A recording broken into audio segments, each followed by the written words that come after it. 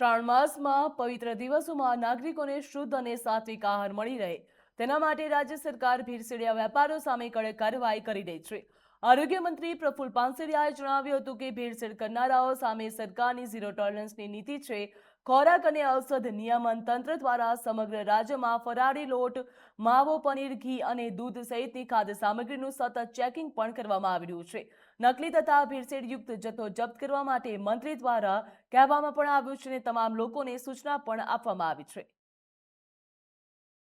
શ્રાવણ મહિનામાં જે ભક્તો પૂજા અર્ચના ઉપવાસ લગભગ કોઈ પરિવાર એવું બાકી નહીં હોય કે જે પૂજા અર્ચનામાં જોડાયેલા હોય, એમને શ્રદ્ધાયુક્ત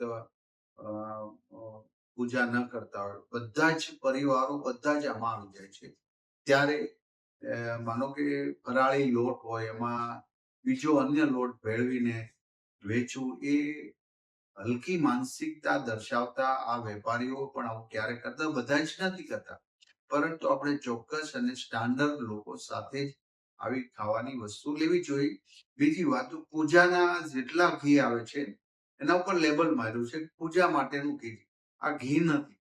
તો આપણે શ્રદ્ધાયુક્ત જો ઘી વાપરતા હોય તો આવું વાપરવું પણ ન જોઈએ, જેથી આપણે ભગવાનને છેતર્યા ગણાશે નહીં.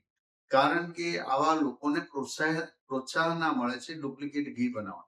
તો લગભગ ગુજરાતની અંદર આવી અનેક ફેક્ટરીઓને સીલ મારીને બંધ કરી દેવામાં આવે છે. ત્યારે કંકુ ચાંદલો કરવાનો હોય એ પણ કેમિકલ આવે છે.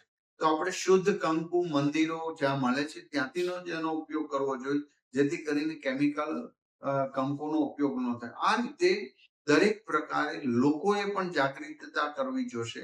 જે મીડિયાઓ આજે અમારા હેલ્થ વિભાગને જાગૃતતા લાવવા માટે તમામ મીડિયાઓ જે સક્રિય ભૂમિકા ભજવી રહ્યા છે, એ લોકોના આરોગ્ય માટે ખૂબ સારું કામગીરી કરી રહ્યા છે. ત્યારે આવો સૌ સાથે મળીએ.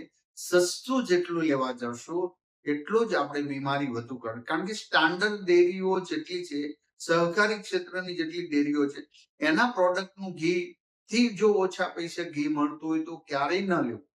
એનાથી દૂધના ઓછા પૈસાથી દૂધ મળતું તો દૂધ ક્યારેય ન લેવું. માવો આજે 160-70 રૂપિયા કિલો, જેને સ્વીટ બરફી કહીને વેચે છે. આ જેટલું ચીટિંગ કરે છે, છેતરામણી કરે છે. આ લોકો સ્વીટ બરફી કરીને આ બનાવટી માવો પામ ઓઇલ માંથી અને વગેરેમાંથી બનાવે.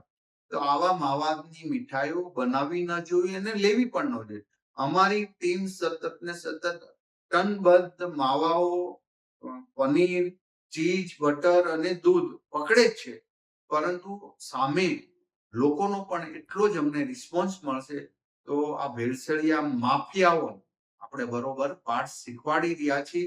આમાં એનાથી વધુ હજી પાઠ શીખવાડીશું.